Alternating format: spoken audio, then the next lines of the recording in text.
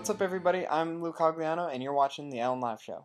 So I was gone for a couple weeks, but I'm back, and I've seen a couple movies, and let's get right to them. So first off, I saw The Change Up, and I would say this is a lot of fun, and there are plenty of laughs in this movie, but it's really something you can totally pass on. It's way too long, the acting's not that good, and it's really just not worth the time. So I would definitely say it's not worth seeing, and that you should go ahead and see something else if you get the chance.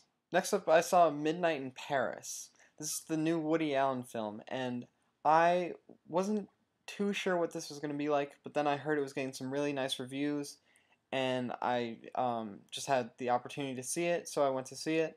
And I have to say, I was really, really impressed by this movie. It was just something that I was not expecting at all. I haven't seen many Woody Allen films before, but this was definitely something that has made me want to see more of his movies and just get more of his reputation under my belt, in a sense. So I really recommend that you check this out. It's just filled with amazing cameos throughout the entire film, because the whole kind of story behind this is that you have Owen Wilson, who is a writer, and he has always wanted to live in the past, because that's just how he feels that everything was better back in the 1920s, and that if he had lived during that time, he would just be a much happier person. So every midnight, when he arrives in Paris, he is picked up in a car, and he suddenly emerges into the 1920s. So this was something that kind of blew me away right off the bat, and I wasn't too sure how much I was going to like this, but when they started throwing in just all these amazing cameos like Adrien Brody, Marion Cotillard, the guy who played Loki in Thor, Tom Hiddleston, or whatever his name is, and then just a whole bunch of other people. I was just absolutely bewildered by this whole thing, and I was really pleased to be so surprised by how good it was. And also, Owen Wilson was. This is definitely one of his best movies in a long, long time. I haven't really liked him in anything since Wedding Crashers, which was nearly 6 years ago. So I definitely recommend that you check this out. It's really worth looking for. It's an independent movie, so it might not be playing everywhere, but if you get a chance to see it, it's totally worth it, and it's just a great time. And one last thing, I was also very impressed by the message that it sent out in the end of the movie. It kind of said that if you live in the past, you're never going to go anywhere, and you have to try to make do with the time that you're living in, because that's the only way things are ever going to work. So I was really impressed by this movie. Definitely check it out and see what you think. So last up is Rise of the Planet of the Apes. This was something that when I first saw the ads for, I was not too excited for. I'd seen a couple of the original films, and I was pretty into those, but this one just, from the trailers, did not look good at all, and I wasn't really looking forward to seeing it. But I have to say, when I walked into that theater and started watching this movie, it was amazing. It was completely unexpected how much I enjoyed this film, and it's all thanks to Andy Serkis and his amazing performance capture work in this movie. He just does an amazing job of creating this really realistic ape character who he plays Caesar, the lead ape in this movie, and he just does an amazing job.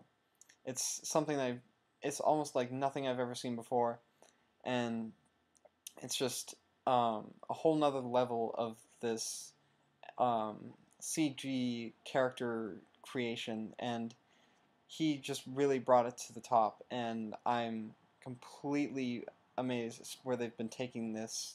And because he did such an amazing job, it really brought off the load of how much the trailer misled this movie. One thing about this is that the cast is very, besides Andy Serkis, of course, and John Lithgow, who plays James Franco's father, I would say most of the rest of the cast in this movie is pretty weak, and they could have spent more time developing some of the characters in this, just because you don't really get any background for most of them, and you don't really see many of them a lot.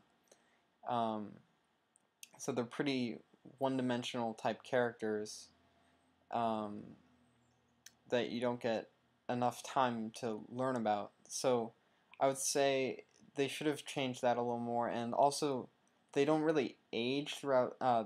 This kind of is a goes over a span of 8 years, and none of the characters change in age at all, and you can really notice that. So I would definitely say that was something that they should have fixed. But overall, it was a really fantastic film, and I can forgive it on those parts. I was also very pleased how they hinted back at the original film. I thought they did a really great job of throwing in little hints and stuff, like Caesar playing with a little toy of the Statue of Liberty in the beginning, um, uh, having his mother be nicknamed Bright Eyes, the quote that Tom Felton said in the middle of the movie, um, and Caesar riding a horse near the end, and also some more stuff where they hinted at New York as being like the place where this disease is gonna this disease which is gonna wipe out humanity is going to start spreading. So I was really impressed by that, and I definitely think that that made it more enjoyable because you could kind of pick out things, and you could, if you had seen some of the originals, you can really say like, oh, that's something that they used before, and that was really cool to see for me, at least, because I'd seen some of the other films. But it was really definitely something that was not given justice in its trailer, and definitely proved to be much better than it was advertised as. So if you've seen any of the originals, you know that the apes in Planet of the Apes can talk. And you would expect the apes will eventually talk in maybe in some part of this movie, and they do, but I liked how they didn't talk a lot because it brought a lot of, it made it more powerful, and I thought that, and also just more dramatic. And I thought that Caesar's lines were very, very strong and very well chosen, um, especially against the situations that they were put in. It's definitely something to check out. I strongly recommend it, and I'm really hoping that they put out a sequel because I really want to see where they take this. I really want to see how they develop this franchise for new fans and fans of the originals. And one last thing I think they should have changed was that right at the end, when James Franco confronts Caesar and kind of is like, you need to come back home, we can stop this. And then Caesar says that he is home and that he needs to like live, kind of explaining that he needs to be free and live in the world and not be cooped up. I just thought that that was maybe just it was just too cheesy and just not very believable as just seeing as the like they won't stop it. They're just gonna let them. The humans are just gonna let the apes run free. I just didn't think that worked very well. So besides that, this was definitely worth seeing, and I strongly recommend going to it. So that's all for this week. I'll see you guys next time. As always, you can subscribe up top. You can leave a comment down below for today's question of the day, which is going to be at the end of this video. And you can like and give this video a thumbs up.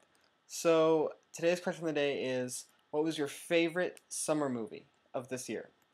So I'll see you guys next Monday. This will usually be on Mondays. I just didn't have time yesterday. So yes, I'll see you next Monday. Okay.